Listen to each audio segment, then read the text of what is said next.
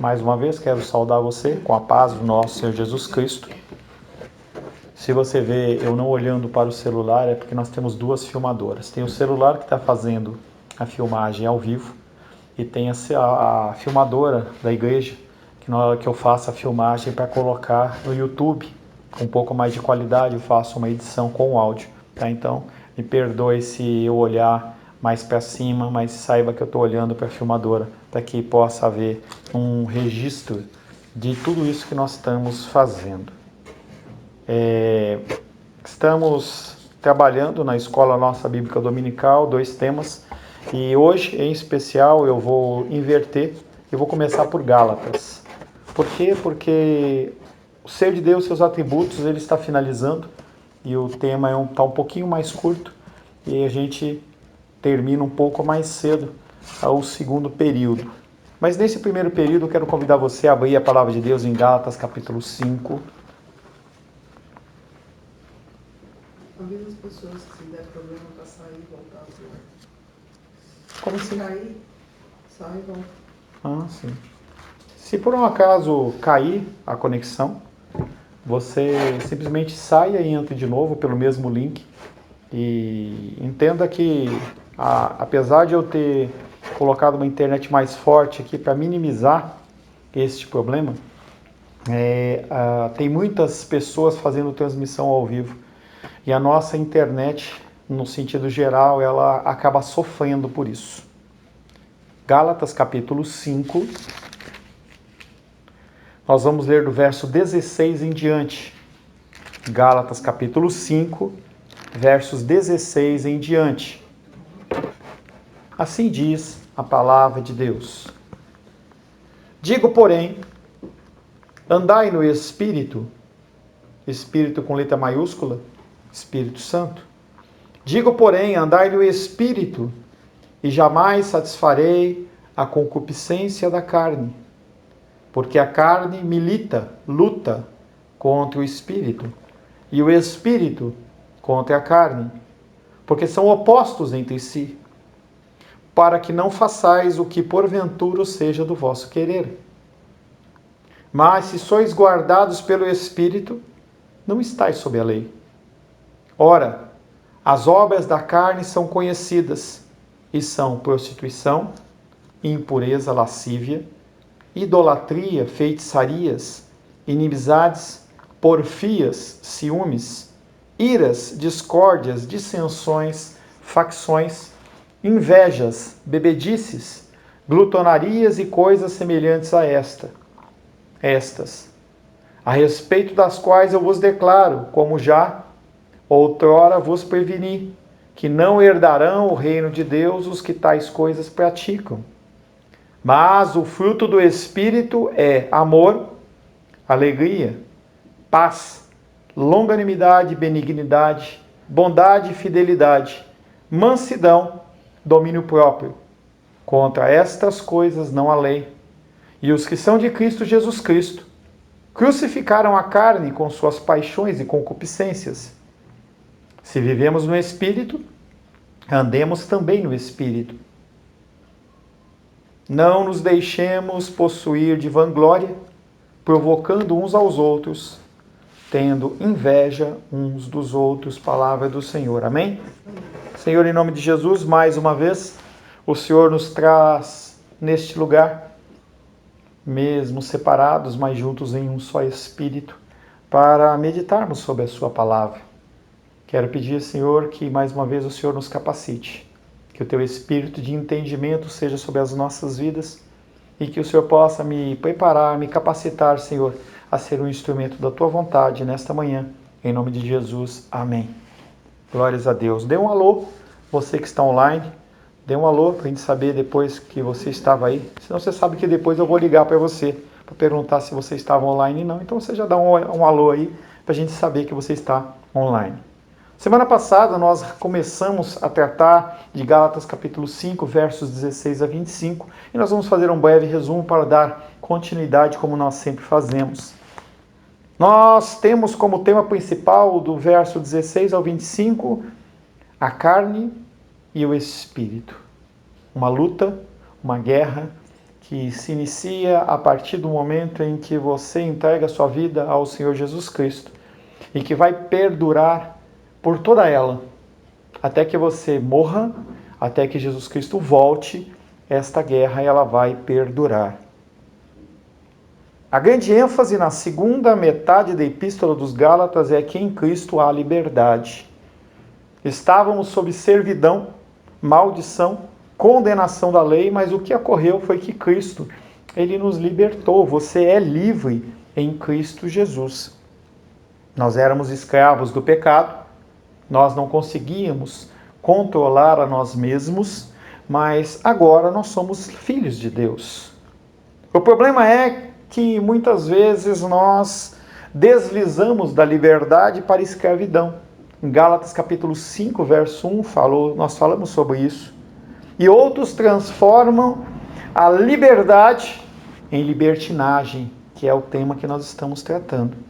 Há dois meios de você, entre aspas, perder esta liberdade.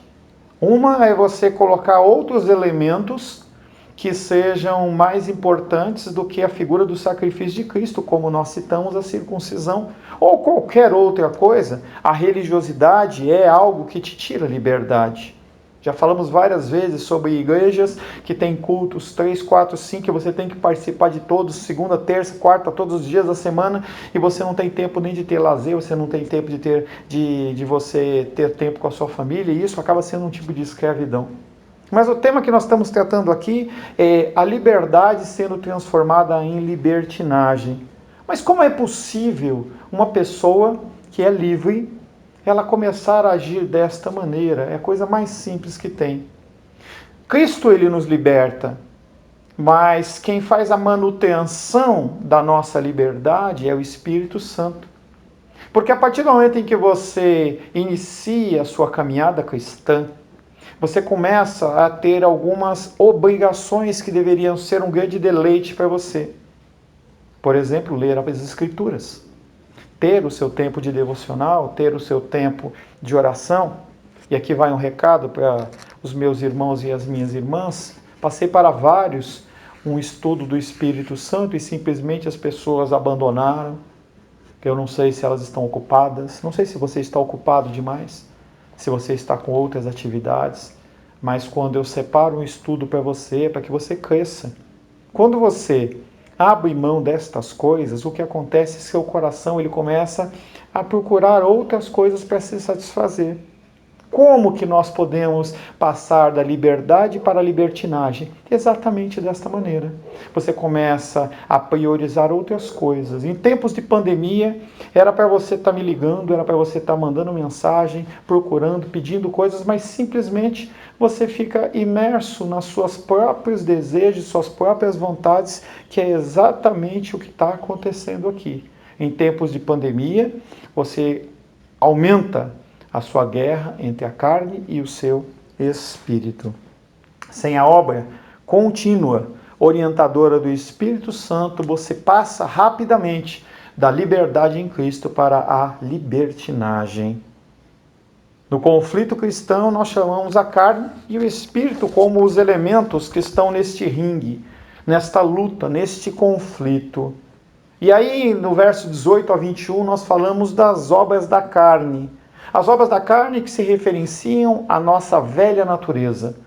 Se você parar e você começar a meditar as coisas que você tem feito hoje que não são do Espírito, você vai começar a identificar com coisas que você fazia antes de aceitar Cristo como Senhor e Salvador. O seu coração ele vai estar andando por terrenos que ele já andou. E as obras da carne têm esta finalidade de atrair novamente a velha natureza. A concupiscência da carne, ele é todo desejo pecaminoso da nossa natureza caída. Quando nós abrimos mão de termos um tempo com o Senhor, e você me conhece muito bem para saber que eu não estou falando para você ficar orando e lendo a palavra, apesar que seria o ideal, de manhã, de tarde, de noite. Não estou falando isso.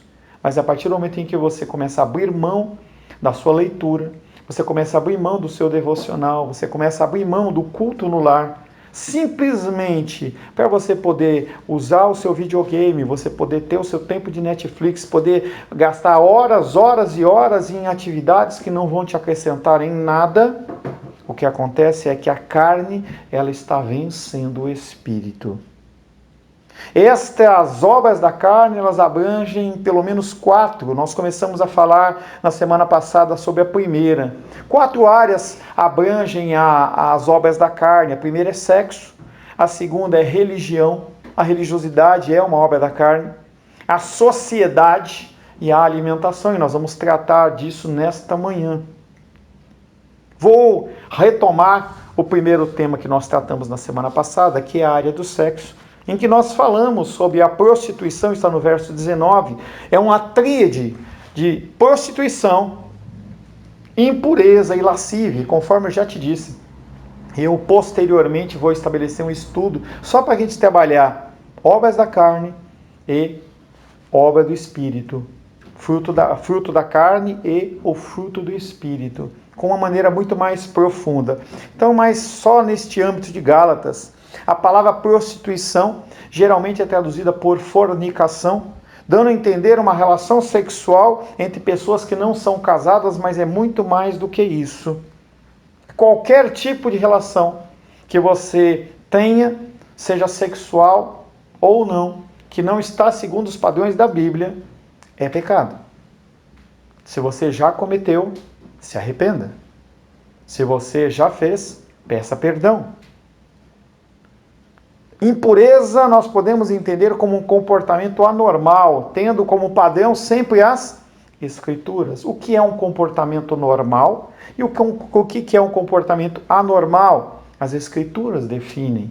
Isso é tema de um seminário. Tá? Eu dou um curso disso de mais de 40 horas na faculdade, então não é algo que nós podemos abranger aqui. O que é normal?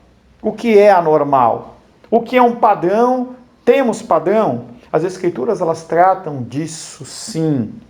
E nós temos a lascívia, que se retrata como a indecência, vestimentas, o teu olhar cobiçoso de coisas. Nós estamos falando uma alusão a um público atrevido, desprezo por aquilo que o Senhor fala que é decoroso. Estas 3 palavras, elas são suficientes para mostrar que todas as ofensas, sejam elas públicas, particulares na área sexual, naturais ou anormais, entre pessoas casadas ou solteiras, elas são obras da carne. Então, entre 4 paredes não é tudo, não pode. Não é assim que funciona. A palavra de Deus, ela mostra padrões dentro da área sexual em que nós temos que manter. Segundo lugar, no verso 20, ele fala sobre as idolatrias e feitiçarias. Nós temos a área da religião. Esse também é um tema que a gente poderia também gastar 30 horas falando sobre o problema do coração, porque nós temos um entendimento, em especial nós evangélicos, cristãos evangélicos, que idolatria é apenas imagens de escultura, e você está muito enganado em relação a isso. Se você tem algo que você prioriza no lugar de Deus, isso é idolatria.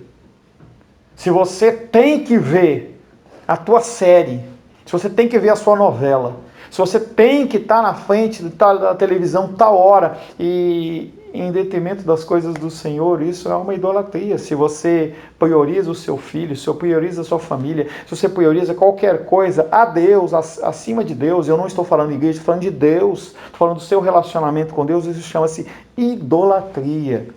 É importante perceber que a idolatria é tão obra da carne quanto a imoralidade. E que assim as obras da carne incluem ofensas contra Deus, além das ofensas contra o próximo ou contra nós mesmos. Nós temos ofensas contra Deus, nós temos ofensas contra o nosso próximo e nós temos ofensas contra nós mesmos. Se idolatria é o culto prestado a outros deuses, feitiçaria é quando você tem um intercâmbio meio que secreto dos poderes do mal. E aí dentro dessa área de feitiçaria, nós poderíamos também gastar muitas horas em relação a isso. Feitiçaria é muito mais do que você ir num centro de macumba. Feitiçaria, muitas vezes, é você fazer uma oração para você pedir que o comércio, ou que alguém morra, ou que alguém faça. Esse desejo do teu coração, quando você expressa, verbalmente ou não, é como se fosse uma feitiçaria. Um terceiro grupo é a área social. Paulo nos dá agora 8 exemplos do colapso de relacionamentos pessoais, em que algumas versões se traduz por inimizades, brigas, ciúmes, acessos de raiva, ira, sim, ambição egoísta, ou acessos de cólera, rivalidades, desunião, paixão partidária e invejas. Estamos no verso 20 e 21.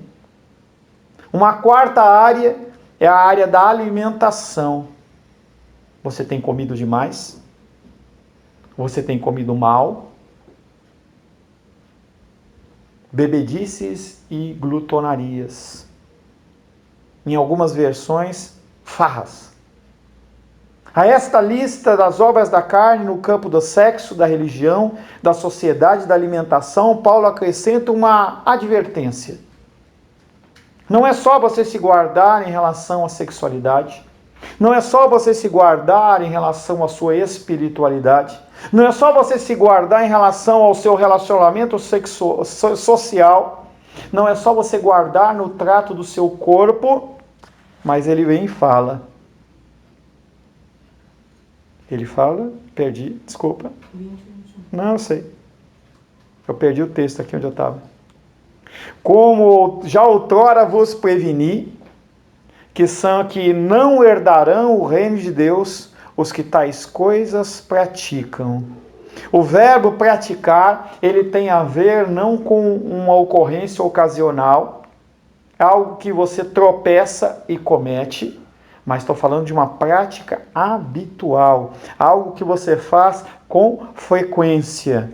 Considerando que o reino de Deus é um reino de piedade, retidão e autocontrole, aqueles que se satisfazem em relação à sua carne, eles vão ser excluídos do reino de Deus. E eu não estou falando de você perder a salvação, estou dizendo que você nunca fez parte. Se você é uma pessoa que tem mais prazer nas coisas da carne do que nas coisas do Espírito, grande chance de você passar a sua eternidade no inferno. Pastor, o que eu faço? Ore, busque a Deus, busque o arrependimento e mude o seu comportamento. Mude o seu comportamento.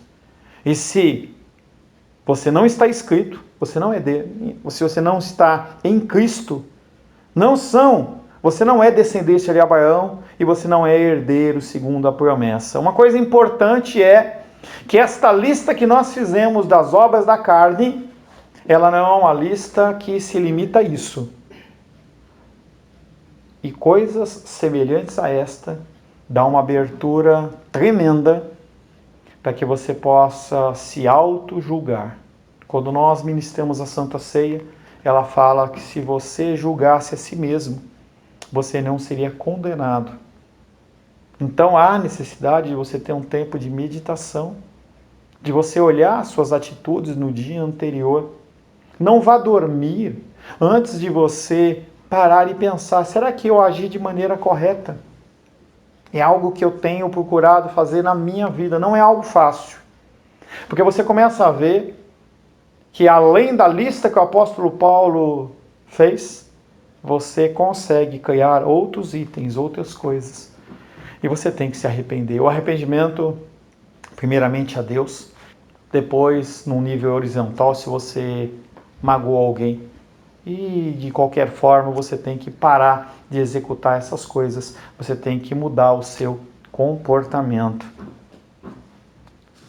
Fruto do Espírito.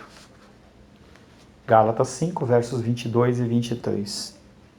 Temos aqui, em Gálatas 5, versos 22 e 23, um aglomerado de 9 graças cristãs que parecem descrever a atitude que eu e você, parece não, descreve a atitude que eu e você deveríamos ter para com Deus, para com o próximo e para com nós mesmos. Novamente, 3 campos: Deus, o próximo e você mesmo. Alegria, amor e paz. Esta é uma tríade de virtudes cristãs universais: amor, alegria e paz. Talvez sejam os que mais são falados. O amor, a gente vê várias comemorações, várias festas em que as pessoas proclamam o amor. Vários aniversários esta semana tivemos, ainda temos alguns por vir. E as pessoas, elas quando mandam uma mensagem, ou quando ligam, ou quando dão um presente, elas tentam demonstrar amor. A alegria é talvez o grande ópio da humanidade, porque o ser humano ele quer ser alegre, mesmo ele não sendo. A crise da depressão é uma crise de tristeza, é quase que a antítese da alegria. E nós temos a paz. Paz que é representada por uma pombinha, paz que quando no fim do ano as pessoas colocam uma blusa branca, simbolizando a paz, mas que muitas vezes não fazem nada para que realmente essa paz venha a ocorrer. Amor, alegria e paz. Quando nós olhamos essas 3 características, essas 3 graças, parece que se referem principalmente com a nossa atitude para com Deus. Porque a palavra de Deus diz que se você não consegue fazer isso com Deus, como é que você vai... Ou melhor, se você não consegue fazer isso com o próximo, como é que você vai fazer isso com Deus? O primeiro, o amor do cristão é um amor que provém de Deus. Apesar das pessoas na televisão estar mostrando, olha, os profissionais da saúde, realmente nós temos que dar louvores a esses que estão se sacrificando. Esses profissionais que nós oramos por eles, pelos policiais, por aqueles entregadores de comida e todas as pessoas que são realmente obrigadas a trabalhar neste contexto de pandemia. Este amor ele não procede do ser humano, esse amor ele procede de Deus. A alegria também é uma alegria que procede de Deus. A alegria do Senhor é a nossa força. A alegria não procede de mim. Eu não consigo me alegrar em mim mesmo e nas coisas que eu pratico. E a paz é a paz que vem de Deus. O cumprimento padrão de um cristão é a paz do nosso Senhor Jesus Cristo. Jesus nos ensinou isso. Quando você entrar num lugar, você fale a paz do Senhor. Você está profetizando, você está declarando que aquela paz que você tem no seu coração, que provém de Deus, que provém de Cristo, que esteja naquele lugar. Só depois que você recebe de Deus o amor, só depois que você recebe de Deus a alegria, só depois que você recebe de Deus a paz, aí você consegue transmiti-la a outras pessoas, porque isso não habita dentro de você. A seguir nós temos outra tríade: a longanimidade, a benignidade e a bondade. Elas são virtudes que dizem respeito ao próximo. São virtudes sociais. As primeiras elas dizem respeito a Deus. As segundas dizem respeito ao próximo. O que é longanimidade? Longanimidade, tão difícil é de falar como de praticar, é a paciência. É você olhar para o próximo nas suas dificuldades, nas suas fragilidades, nas suas perseguições, e você, como Cristo, olhar para Deus e falar assim: Senhor, perdoa porque eles não sabem o que fazem. Longanimidade é voltado para aqueles que te irritam, aqueles que te perseguem, e se não são cristãos, aqueles que não têm Deus. Benignidade se refere à atitude de coração. Talvez você olhe e veja essa situação toda e seu coração se compadeça. Pessoas passando fome, tendo alguma necessidade. Tenho pelo menos em prática ligado para as pessoas ou mandado mensagem para ver se está faltando alimento na mesa. Achei interessante ontem a Diene, ela mandou uma mensagem para mim, perdoe Diene citar você, em que ela perguntou: pastor, fala uma coisa para mim, sem o recolhimento de dízimos, sem o recolhimento de ofertas, sem as pessoas estarem indo na igreja, como que fica as pessoas que são alimentadas pelas cestas básicas que a igreja concede. E o que nós temos feito, falei para ela, é ligado. Eu falei assim, olha, como é que está aí? Você está precisando? Pronto, não simplesmente para falar, eu vou orar por você. Pronto para pegar, comprar alguma coisa e levar, como nós já fizemos algumas vezes com alguns de vocês. A longanimidade é este impulso inicial de ajudar. Mas esse impulso inicial ele não pode ficar no impulso. Ele tem que ter continuidade. E aí você cai na bondade. A bondade se refere a palavras e atos. Muito mais do que palavras, você precisa começar a agir. Talvez seja interessante você pensar, será que apesar de eu ter alimento na minha mesa, o próximo tem? Será que aquela cesta básica que eu ajudava, aquele alimento, será que as pessoas não estão precisando? Será que as pessoas da minha própria igreja não estão padecendo de necessidades? Há sempre a possibilidade de você fazer uma TED, de você fazer um depósito, se você não quer se deslocar, para que você possa abençoar vidas. A terceira tríade é fidelidade, mansidão e domínio próprio. Parece que desta vez nós não estamos descrevendo algo que é para Deus, nem para o próximo, mas é algo que se refere a você. Parece descrever a certeza de se poder confiar em uma pessoa cristã, fidelidade. Fidelidade é as pessoas olharem para você e falarem assim, nesse eu posso confiar. Se eu falar que eu preciso de ajuda, ele realmente vai me ajudar. Ele vai me assessorar. Ele vai, muito mais do que me julgar, ele vai tentar me ajudar na correção do meu problema. Fidelidade descreve a certeza de se poder confiar em uma pessoa. Mansidão é a atitude de humildade que Cristo tem. Abra aí Mateus 11, 29, por favor.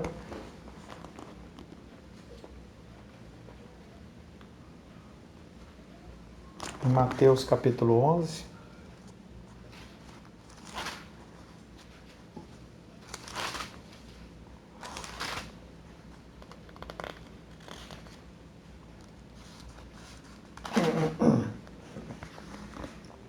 Mateus 11, 29. Tomai sobre vós o meu jugo e aprendei de mim, porque eu sou manso e humilde de coração, e achareis descanso para a vossa alma. Seja manso. Nós estamos falando sobre autocontrole, que aí nós entramos na terceira da tríade, que é o domínio próprio. Você tem que aprender a se controlar. Você tem que começar a contar de 1 a 1000 antes de explodir e procurar trabalhar isso. Você tem que procurar agir de uma maneira conforme as Escrituras. Você tem que se dominar. Você tem que olhar para as atitudes da sua carne, identificar que elas são contrárias à palavra e você tem que se segurar.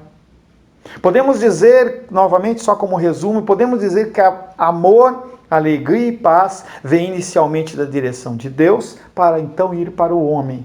Longanimidade, benignidade e bondade, elas trabalham também vindo de Deus, mas na direção do homem. E fidelidade, mansidão e domínio próprio trata de você, trata de mim, nós com nós mesmos. Todos eles são o fruto do Espírito, não são os frutos. Apesar de serem vários, a melhor ilustração que eu já ouvi é de uma mexerica, que quando você abre a mexerica nunca está faltando um gomo. Se você é realmente do Senhor, em alguma medida você tem o fruto do Espírito em todas essas graças que compõem, são gomos desta mexerica que Deus entrega para você. O produto natural que aparece na vida dos cristãos dirigidos pelo Espírito Santo é o fruto do Espírito. Por isso o apóstolo Paulo acrescenta, contra estas coisas não há lei, não há medida. Você pode executá-las sem medida. Você pode ter um domínio próprio completo, procure ter, lute para. Entenda que o padrão é Jesus Cristo, você nunca vai alcançar, mas você tem um padrão. É um padrão que você tem que perseguir durante toda a sua vida. Aqueles elementos do fruto do Espírito que você vê que está mais mirradinho, você se dedica mais? Não que você abandone os outros, mas você se dedica mais para que você possa crescer. Tendo examinado separadamente as obras da carne e o fruto do Espírito, torna mais claro que nunca para nós que a carne, torna-se mais claro do que nunca para nós que a carne e o Espírito estão em conflito. Como que você pode viver praticando as obras da carne e ter o fruto do Espírito? Você entende que não encaixa? Você entende que não dá para viver nesses dois mundos com um pé lá e um pé cá, sendo cristão apenas nos dias que tem igreja, e você, nas outras atividades, você viver como se fosse uma pessoa mundana? Não dá. Romanos 7, 22, abre aí por gentileza. Romanos, capítulo 7, verso 22.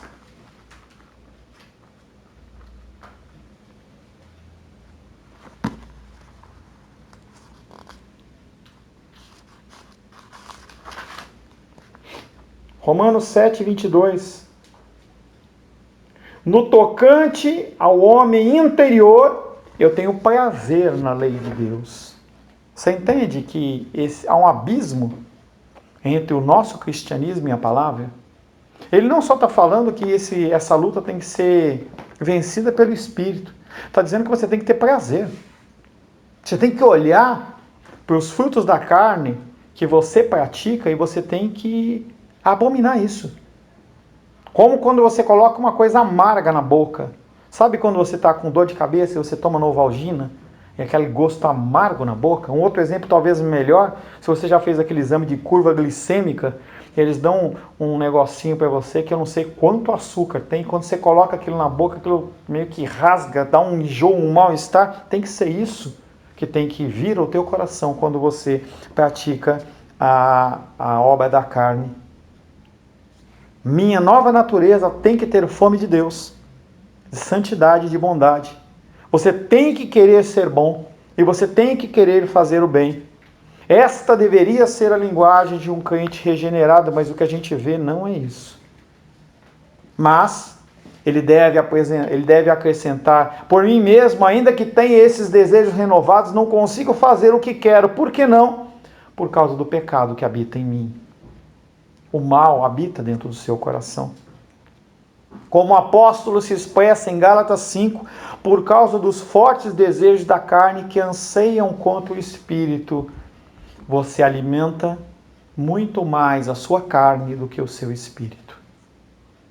Você vê muito mais coisas.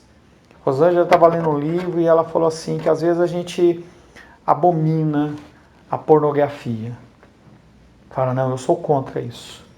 Mas você coloca na mesa quando você liga a televisão, nas novelas, nas séries, nos filmes. Por que você continua se expondo a isso? Isso é tudo? Algum leitor perplexo estará perguntando: a trágica confissão de que eu não consigo fazer o que deveria é a última palavra sobre o conflito moral interior do cristão? Isso é tudo que o cristianismo oferece, uma experiência de contínua derrota? Na verdade, não. Se você fosse abandonado a lutar contra a sua carne sozinho, sim, seria uma contínua derrota. Mas a partir do momento em que o Espírito Santo, nós lemos no verso 16, quando você anda no Espírito, são pequenas vitórias. Você não consegue enxergar. Você não consegue ver. Mas se você perguntar, talvez, a outras pessoas, as pessoas olham para você e falam assim: você está diferente. Não, não estou. Isso é uma coisa fácil de constatar dentro de um âmbito natural. Nós temos hoje, como o bebê mais novo, me foge o nome do filho do Carlos, mas, por exemplo, pega a Juju do Alice e da Ingrid. Nós estamos há 15 dias, 20 dias? 5 semanas. Nós estamos há 1 mês e 1 semana sem nos vermos pessoalmente. Quando você ver a Juju, você vai falar assim: nossa, como você é diferente. Isso não vale para os maiores, entendeu? Mas os menores a gente vai falar assim: nossa, como você está diferente, como você cresceu, como você está mais pesada. As pessoas de fora, elas conseguem ver que você está mudando. Apesar de aparentemente a sua vida ser uma vida de derrota espiritual, ela não é. Você vive em contínuas, pequenas vitórias. Nós experimentamos muitas vezes, mas não mais nos satisfazemos. Nós começamos a produzir o fruto do Espírito. Verso 24 e 25. O que devemos fazer para controlar a concupiscência, o desejo, a vontade? O que nós temos que fazer? Há solução? Sim, há solução. Semana que vem, se assim Deus o permitir, nós vamos tratar sobre crucificar a carne, que é a grande ação. Uma crucificação da nossa carne que não quer dizer que você tem que se abster de alegrias seculares. Não quer dizer que você não pode sair, você não pode fazer nada. Não é isso. O cristianismo, ele não é uma religião de aprisionamento. É uma religião de liberdade, mas não é de libertinagem. Semana que vem, se Deus permitir, nós estaremos tratando sobre o caminho da vitória cristã. Senhor, em nome de Jesus, te louvamos, Pai, pelo privilégio de mais uma vez louvarmos o teu santo nome. Queremos agradecer ao Senhor, Pai, porque podemos ser abençoados nesta manhã. Que nós possamos, Pai, refletir no nosso agir, no nosso pensar. Que o teu nome seja glorificado em todas as coisas, em especial com a nossa mudança, Pai. Que nós possamos abrir mão dos frutos da carne e nós possamos, Pai, viver e buscar viver intensamente o fruto do teu Espírito. Louvamos, adoramos e bendizemos o teu nome, em nome de Jesus. Amém.